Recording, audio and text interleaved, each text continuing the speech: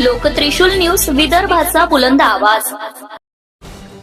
Breaking news. Morshi पोलिसांनी एक नाही दोन नाही तर तब्बल 26 दुचाकी वाहनांसह 2 चोरट्यांना केली अटक।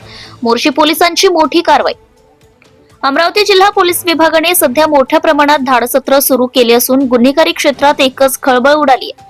अमरावती जिल्हा पोलिसांनी चोरीच्या वाढत्या घटना बघता चोरांच्या मुसक्या आवळायला सुरुवात केली आहे। अमरावती जिल्ह्यात शहरी व ग्रामीण भागात मोठ्या प्रमाणात चोरीच्या घटना वाढताना दिसत आहे। त्यामुळे आता अमरावती जिल्हा पोलीस ऍक्शन मोडमध्ये आलेली आहे।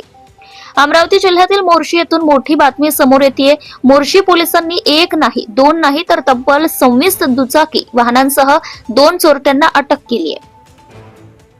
अमरावतीच्या मोर्शी पोलिसांची ही धडक कारवाई केल्याची माहिती आहे। गुन्हेगारांकडून 9,20,000 रुपयांचा मुद्देमाल हस्तगत करण्यात आलाय। मात्र चोरीच्या 26 दुचाकी पाहून पोलिसांनाही एकच धक्का बसला असून दोन्ही चोरट्यांची मोर्शी पोलिसांकडून कसून चौकशी सुरू असून दुचाकी चोरीच्या मोठ्या रॅकेटचा पर्दाफाश होण्याची शक्यता वर्तवली जात आहे। लोकत्रिशूल न्यूज, मोर्शी।